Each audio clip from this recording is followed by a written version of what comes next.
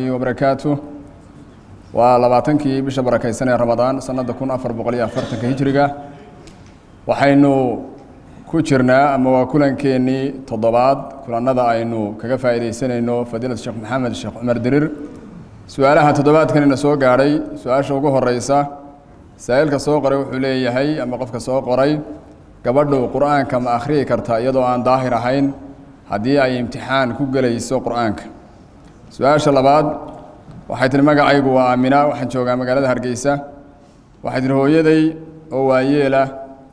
ayaa xajka soo gudatay markii dhagax tuurka ay ku jirtay ayay cid wakiilatay dhagax tuurka ka samaysa dawaafkiina may dawaafin oo baskii baa la lumay saadaradeed bay dib u dhigto maalintii ugu dambeysay ayaa mutashriiq ay dawaaftay hooyada waayeelka maxaa ku waajibay su'aasha saddexaad waa Axmed Cabdirasaaq oo jooga Hargeysa wuxuu aniga oo sooman ayaan suxuurta kadib hurdada ku celiyaa sidaana waxay iga tagtaa salaada subax jamaca duhurkana shaqadan ku jiraayo kama soo gaaro arintaasi soonkayga wax ma u dhimaysaa su'aasha afraad waa nin magaciisa ku soo gaabiyay Khalid wuxuu sheekh waxaan nin dhalinyaro ah waxaan isku arkaa inta badan biyo yar oo xubinka taranka afkeeda hore aan ku arko meelaha ay gaadhaan ee jirka ama maryaha ayaan biyo ku masaxaa sidaana waan ku tukadaa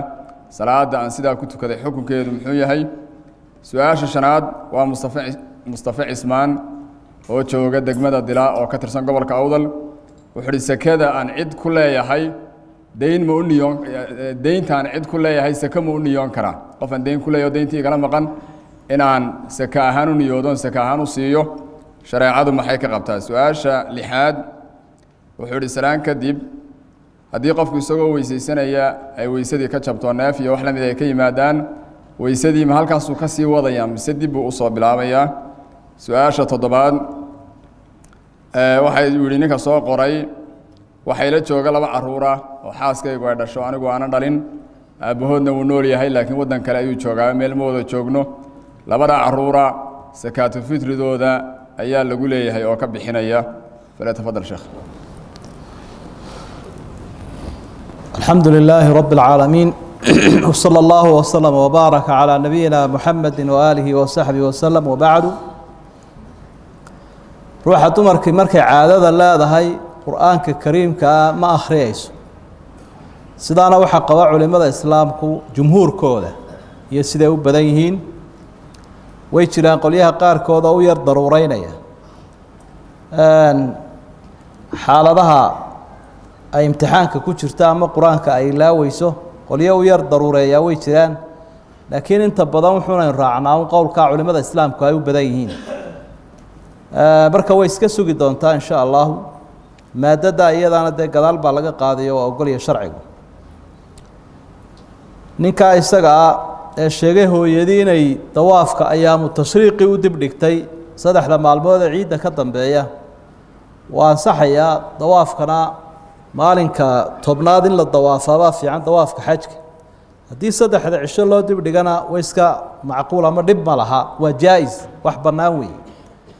oo kuma xadidna un maalinta ciiddo kaliya waxay wakiilatay cid bay tuurashada u wakiilatay waa sax weeye qofku haduu waayeel yahay ama bukaan yahay oo aanu tuuran karaynin cid uu u wakiilan karaa salaada subax baa iga tagto markaan suxuurta cunaabaan seexda waa xaraan weey inuu subax ka taga waa xaraan adigoo u bareedayo ka seexanaya dambiilaad noqonaysa marka subaxa ku dhaweey suxuurta sida sunnuhu ahaa taakhiiru suxuur wa ta'jiilu al-fitr wa inuu soo aragnay suxuurtana in la dib dhigo oo lagu dhaweeyo salaada subax Zayd ibn Thabit wuxuu leeyahay salaadii subax ee rasuulku uu tukaday iyo suxuurta waxa u dhaxeeyay 50 aayadood in la akhriyo waa 7 daqiiqo meelaha marka ka seexan subaxa soomkiya salaadaba ilaali subaxana intaanad seexanin tuko oo ku dhaweey suxuurta waxaan la yiraahdaa wadiga ama biyaha yara dhareerka qofka ka soo baxayeen kuwii taranka ahayn waa nijaas waa sida kaadid oo kale meesha ku dhacaana waa la maydhaya wana laga istijoonaya weysaduna way ku jabaysaa sida xadiidkii saxiixa Ali ibn Abi Talib uu sheegay haddaad qof deyn ku leedahay sekada waad u siin kartaa laakiin lacagta u dhiib oo waxaad leedahay lacagtii waa taa adigu waxaad doonaysa yeel ama dayntii hore lagu lahaa ku bixi ama iska qaado ikhtiyaarka waa inuu yeesho ee adigu aana dabada haysanin gaadhsii horta ilaahay wuxuu uhi wa-aatu zakaa sakada dhiiba marka waa inaad dhiibto qofkuna ikhtiyaarka yeesho ee haddii aad adigu tidhaahdo waan kuu jaray sax maaha adiga ayse siiyey weysada adiga oo ku dhex jira hadduu kaa yimaado wixii weysada jebinayay ama kaadi ama neef ama wixii la mid ah way kaa burtay wixii weysada dhammaantii buriyaa barhkiina wuu buriyaa sida culimada islaamku ay u badan yihiin qowlasha qaarkood way jiraan hadallada qaarkood laakiin qowlkaasaynu qaadanaynaa sakada la yidhaahdo sakaatu fudriga caruurta xaaskaagu ay wadatay aabbahood baa lagu leeyahy وعلى المولود له رزقهن وكسوتهن بالمعروف كي لو دلا لغو لي اديغا لغوما لها هداد اسكا بخيسنا وا احسان iyo sadaqo yar qalbigoodu wanaajinaysa un xaaska laakiin faral waxay ku tahay ninkii dhalay haduu hayo weey wallahu a'lam sallallahu khayr ilaahi subhanahu wa ta'ala inagu afaa sheekhna ka abaaliyo su'aalaha qaybta labaad saailka soo qoray wuxuu leeyahay magacaygu waa hodan joogta magaalada Hargeysa aabahay Allahu naxariistay wuxuu geeriyooday bay tiri isagoo aan waqlalin aniguna hadda qaangaad baan ahay waqlashii ma iska bixin karaa mise aaba lagu leeyahay su'aasha labaad wuxuu magacaygu waa Cabdilaahi jooga dalka Ingiriiska su'aashaydu waxay tahay buu yiri ma qaadan karaa lacag deyna oo dawladdu bixiso oo aanu isaga bixino waxbarashada lacagtaas dulsaar bay leedahay haddaan lacagta ku dhinto waa cafis buu yiri haddaan bixin waayana waa cafis haddii muddadu 30 sano ay gaadhana waa la iga cafinayaa marka lacagta xukunkeedu muxuu yahay su'aasha saddexaad maxay diintu ka qabtaa gabadha muslimadda ah in askarinimo loo tababaro ama ay ciidamada gasho su'aasha afraad waa cali oo jooga magaalada Burco wuxuu yiri waxaan ka shaqeeyaa jaamacad waxaanan sheegtaa title aanan lahayn oo xagga cilmiga ah shahaado aanan haysan baan sheegtay inaan haysto degree iyo wax la mid ah shaqadeedana waan ka adagahay oo wax dhaliila ma laha arintaas maxay shariicada islaamka qata lacagta iyo mushaarka iga soo galaan xalaalba su'aasha shanaad wuxuu salaamu calaykum magacaygu waa Fuad Muuse jooga magaalada Hargeysa shaqo waxaan ay dirawal ka shaqeeya shirkadaha sigaarka keena mid kamida gaari ay leeyihiin baan wadaa lacag iyo mushaarna waan ka qaataa reer baan ka dhistay lacag baan ka urursaday arinta xukunkeedu muxuu yahay su'aasha shanaad ama su'aasha lixaad shariicadu maxay ka qabtaa bay tiri madiidada raggu ay sameeyaan oo gabadh ay rabaan inay guursadaan iyaduna aanay rabin bay ku sameeyaan bay tiri arinta xukunkeedu muxuu yahay waliba waxay tusaale soo qaatay laba qof oo iska laalaada oo arintaas ay haysato iyadina ay leedahay ma qabtid isaguna uu leeyahay waan ku qabaa waligeena ku furi maayo arintaana xalkeedu muxuu yahay su'aasha toddobaad wuxuu sheekh dumarka waxa lagu dhiiri geliyaa inay aqalka ka soo baxaan waqtiyadan dambe raggana ay la qaybsadaan sida shaqada siyaasadda iyo ganacsiga haddaba gabadha arrimaha maxaa uga bannaan mase shaqaysan kartaa su'aasha ugu dambaysa waxay tiri waa Sahra Axmed Cabdi oo joogta Baydhabo sheekh waxay tiri nin baan wada sheekaysan jirnay muddo 4 sano ah lacagna wuu ii soo diri jiray intii sheekadu noo socotay ilaahay subxaanahu wa tacaala muu qadarin inaanu iscalfanno oo halkii baan ku kala noqonay anagoon isguursan lacagtii markaan weydiiyeyna wuxuu ii sheegay lacagtaasi inay xalaal ii tahay arintaas ma waxba igala socda saasay xalaal iigu tahay wala tafadal sheekh maxamed alxamdulilaah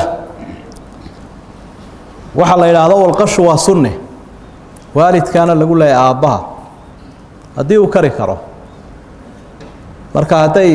isagii soo dhaaftay adiga laguguma leh culimadu waxay tilmaamaan hadduu qofku naftiisa ka walqalo inkastoon lagu lahayn waa saxoo dhib ma laha marka haddaad iska qashana sadaqay noqonaysa laakiin waalidkuunbaa ayuunbaa lagu lahaa hadduu kari karayo su-aashan kale ah waxbarashada dayn ma u qaadan karaa dulsaar leh maya waa xaaraan oo in dayn lagu amaahiyo wax lagugu barayo dulsaar yeelato waa ribadii un marka waad ka feejignaanaysaa meelo kaleoo xalaala ama xoolahaaga ku bixiso ayaad wax ka baranaysa laakiin ribo inaad wax ku barata waa xaaraan ruuxa muslimadii ma shaqayn kartaa shurdadii iyo booliskana ma geli kartaa si saxa hadday u shaqaynaysa ha shaqada ruuxa dumar way shaqayn kartaa u qalanta iyada dumar bay wax u dhigaysaa waa dhakhtarad meel u gooniya bay fadhidaayo xafiis oona ikhtilaad iyo rag la lahayn way xijaaban tahay marka wax way soo saari kartaa laakiin aadaabtii sharciga laga maarmaana booliskana waxa looga baahan yahay qayb dumar ah oo dumarka eega ama ilaaliyo jeelasha ama xaaladooda la socda laakiin mar walba waa in akhlaaqiyaadkii la ilaaliyaa oo ruuxa dumara ama qaawinteedii ama inay xijaab la-aan ku dhacdo ama meelo aan u qalmin la geeyo marka waxna waa shaqada oo waa xalaal waxna waa waxa ku xeeran oo dee xaaraantinimayn kara haddii shaqadii ay jiraan waxyaabo ku xeeran oo xaaraantinimayn kara haa xaaraan bay noqonaysa laakiin asalnimo waa xalaal su-aasha odhanaysa shahaado aanan sidan baan sheegtaa maxay shareecadu ka qabtaa iyadiiyo mushaharkiiba dee wax xaaraan weeye inaad waxaanad lahayn ama aanad sidanin ama aanad soo dhiganin inaad sheegataa waa xaaraan weeye qofkuna waa inuu runta sheego ilaahay baa runtaa ku arsaaqaya subxaana wa tacaala laakiin xooggiisa wixii uu ku soo saaray xalaal buu noqonayaa sigaar lan la shaqeeyaa mushaharna waan ka qaataa sigaarku waa xaaraan ka soo waaridaya ka shaqaynaya iyo ka iibsanaya cabaya intaba oo ka xaraam marka xoolahaagaasi waa xoolaad xaaraan ka kasbatay khamriguunbuu la mid yahay marka inaad ka takhalusto danaha guud geliso dibna u shaqaysato wey baasha la yidhaahdo madiidadu waa sixir waa qofkiioo la sirxaya ama la falayo tafriiqna wuu jiraa taxbiibna wuu jiraa tafriiq waxa wey labada qofoo la kala eriyo fayatacalamuuna minhuma maa yufariquuna bihi bayna almari wa zawji sida aayadda ilaahay uu ku sheegay labadii qofoo sixir lagu kala eriyo iyo labadii qofoo sixir la isugu geeyo oo la isku daba eriyo waa xaaraan weeye wadaadka samaynayaana waa dembiile nin baanu guur ka wada hadalnay hadiyad buu isiiyey maxay shareecadu ka qabtaa waa ku xalaal waxana waa hadiyad buu ahaa isaguna inuu ku noqdaa sax maaha laakiin waxa aynu sixi lahayn habluhu haasaawa ragga ay la haasaawayaan inay lacag ku raadiyaan oo kolba ay mid la haasawdo mobayl u iibiyo lacag badan siiyo ay ka aagbedelatay mid kale ka aagbedelato waa nooc afmiishaarnimo kale ah afmiishaarnimo dumar weeye marka habluha ka feejignaadaanta ah waa nooc si dadban bay jidhkeedii u iibinaysaa qofku waa tii masraxa isa soo taagtay la daawanaya lacagta laga bixinayay tiyoo kale oo dadban weeye labada qof way isguursan karaan dariiqo xalaala oo aadaabtii sharciga ahayd la marayo laakiin weji kumaalka iyo waxyaabaha dhalinyaradu ha iska ilaaliyaan wixii uu laakiin iskiisa u siiyey dee waa hadiyad xalaal baanay noqonayaa wax shuruudaahoo xaaraana ku xidhan haddaanu jirin wallahu aclam sheekh maxamed gabadha madiidada inta la madiideeyey saa lagu meheriyey muxuu yahay xukunkeedu qof dee sirxan oo qasban weeyo markaa guurkaasi ma ansaxayo ikhtiyaarkeedii baa ka maqan meesha jazaak allahu khayr ilaahi subxaana wa tacaala sheekha ka abaaliyo innagana inagu anfaco toddobaadkan ama maanta kulankeennan iyo su-aalihii intaasaynu kusoo ururin doonaa ilaahi subxaana wa tacala waxaynu weydiisanaynaa inuu inagu anfaco sheekhana miisaanka xasanaadka ugu daro asalaamu calaykum waraxmat ullaahi wabarakaatu يا منزل الآيات والفرقان بيني وبينك حرمة القرآن اشرح به صدري لمعرفة الهدى واعصم به قلبي من الشيطان